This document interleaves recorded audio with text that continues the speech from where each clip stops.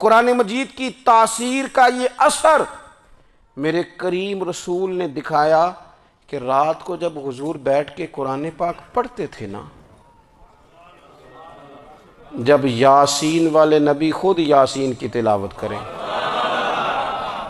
جب طٰہٰ والے محبوب خود طٰہٰ کی تلاوت کریں، غور کرو نا، جب مدثر والے محبوب خود ان جملوں کو ادا کریں، یعنی جن کے بارے میں آیت آئی ہے، جب وہی یہ آیت پڑھیں کہ اِنَّا أَعْطَيْنَاكَ الْكَوْثَرَ، یعنی جن کا ذکر ہو رہا ہے، جب وہ یہ بات کریں کہ یا ایھا النبی انا ارسلناک شاہدا ومبشرا ونذیرا لتؤمنوا باللہ ورسولہ وتعزروہ وتوقروہ وتسبحوہ بکرۃ واصیلا، جن کے بارے میں آیت آئی ہے، جب وہ یہ کہہ رہے ہوں کہ ورفعنا لک ذکرک، جب وہ کہہ رہے ہوں والضحیٰ واللیل اذا سجی، ذرا اس کیفیت کو دیکھیں جب محبوب خود پڑھ رہے ہوں، اور جو حضور پر آئی ہیں اس کا ذائقہ، اس کا لطف، اس کا انداز بھلا کیا ہوگا۔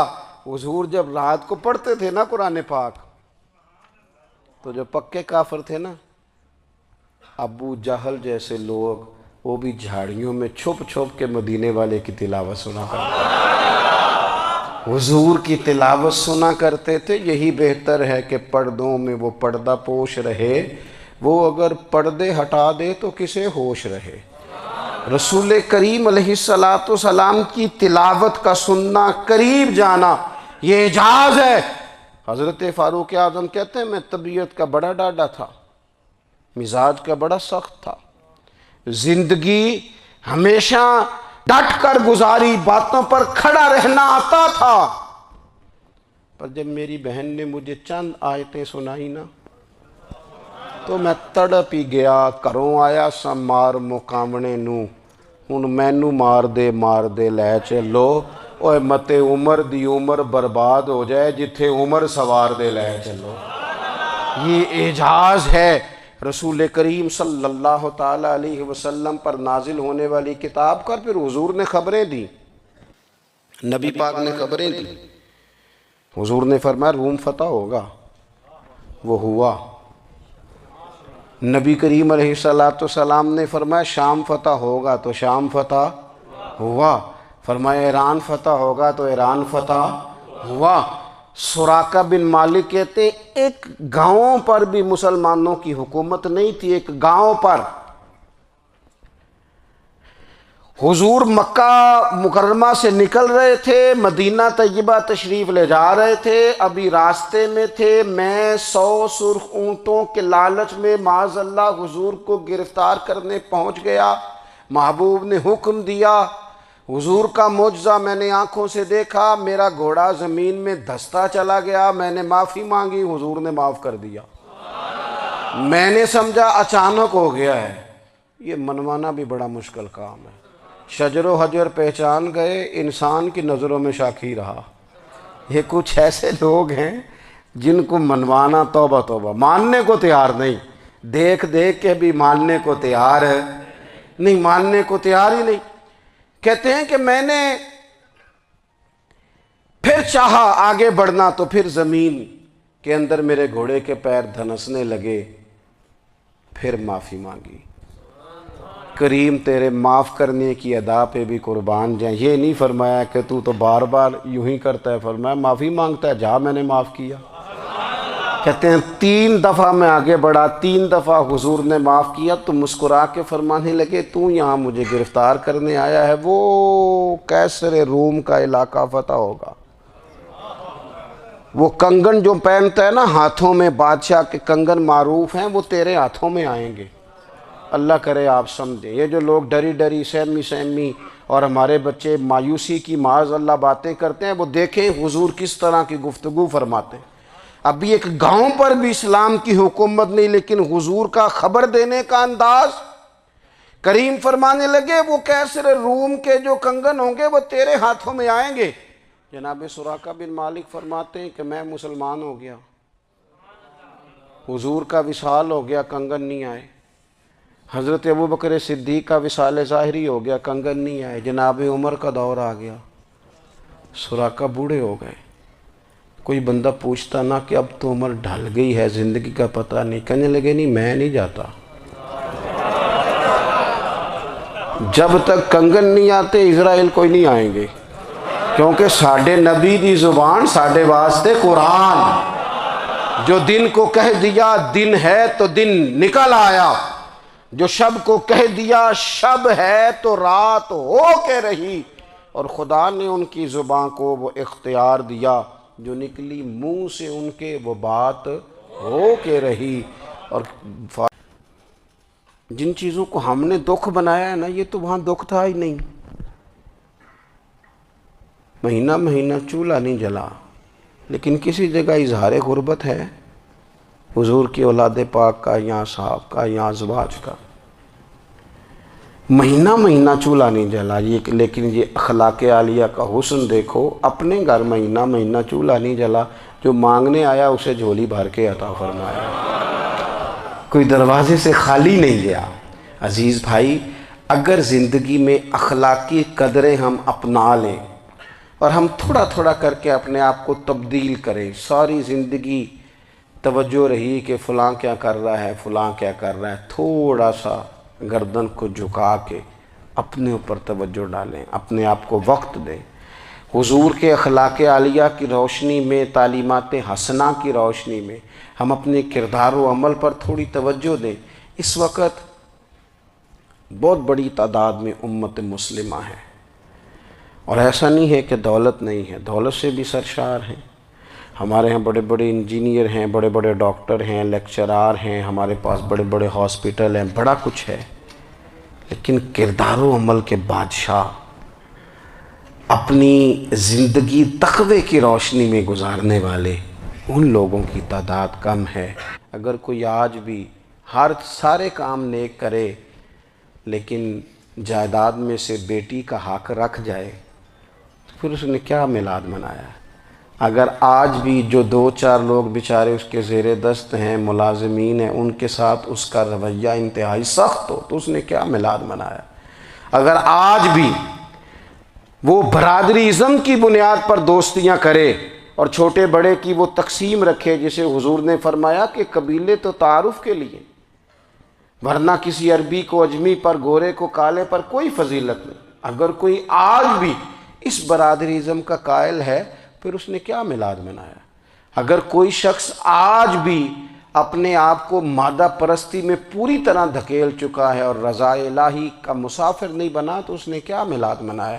اپنی طبیعتوں میں روحانی تبدیلی اور وہ خاص افکار جو حضور اپنے غلاموں میں پیدا فرماتے ہیں, ان افکار کو پیدا کرنا, سوچوں کو بدلنا, سوچوں کو, نظریات کو بدلنا, اپنے روزمرہ کے معاملات کا جائزہ لینا کہ ہم کس طرح آگے بڑھ سکتے ہیں اور کس طرح ہم ایک بہترین امتی اور ایک بہترین مسلمان بن سکتے ہیں, اس پر توجہ دینا.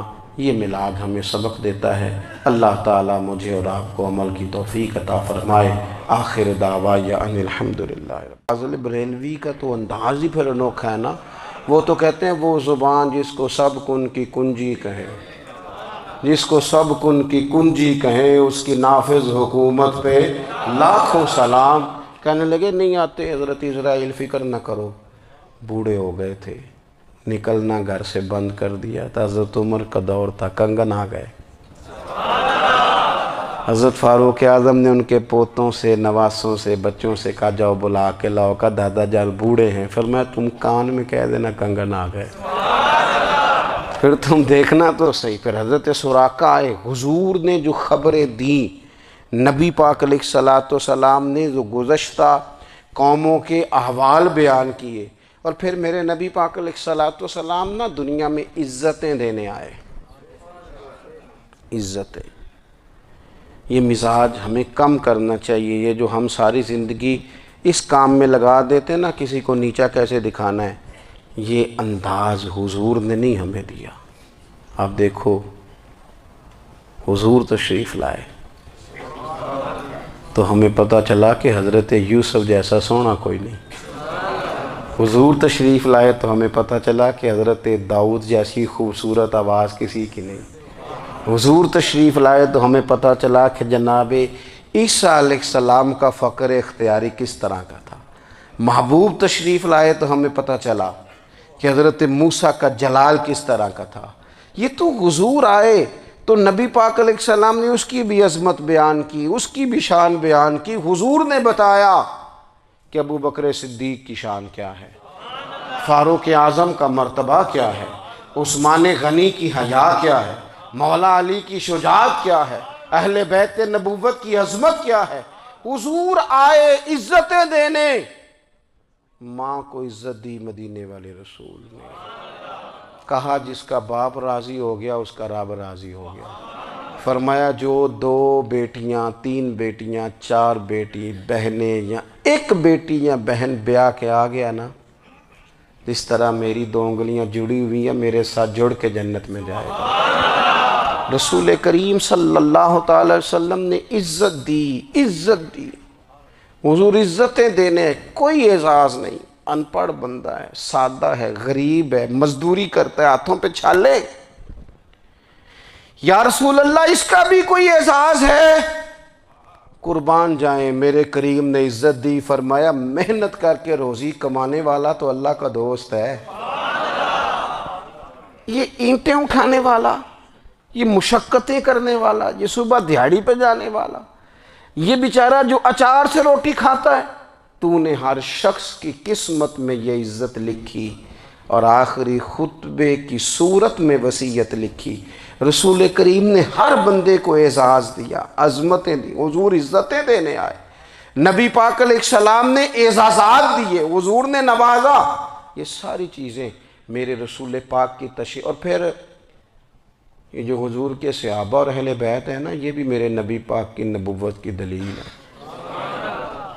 اتنی جلدی انقلاب آیا نہیں کرتے، وہ کل تک جو رہزن تھے حضور نے راہبر بنا دیے۔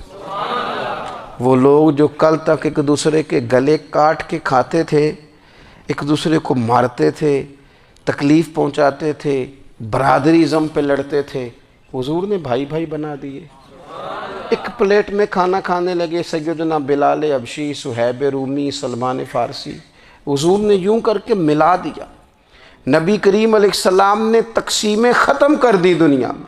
حضور کے صحابہ نے اپنا کردار اس طرح کا دکھایا، اتنا بلند کیا، اور صحابہ کرام علیہم رضوان اس کو دے کر اتنی بلندیوں پہ گئے کہ گواہیاں اللہ کا قرآن دیتا ہے۔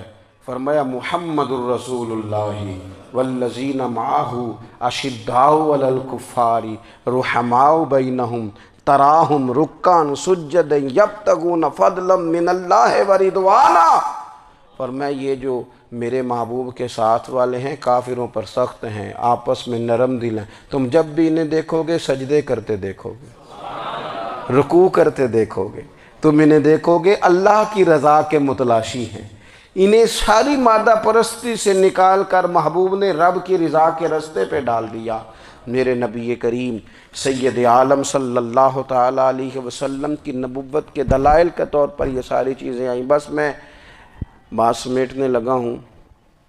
حضور کا جو اخلاق ہے نا، وہ بھی نبی کریم علیہ السلام کی نبوت کی بہت بڑی دلیل ہے۔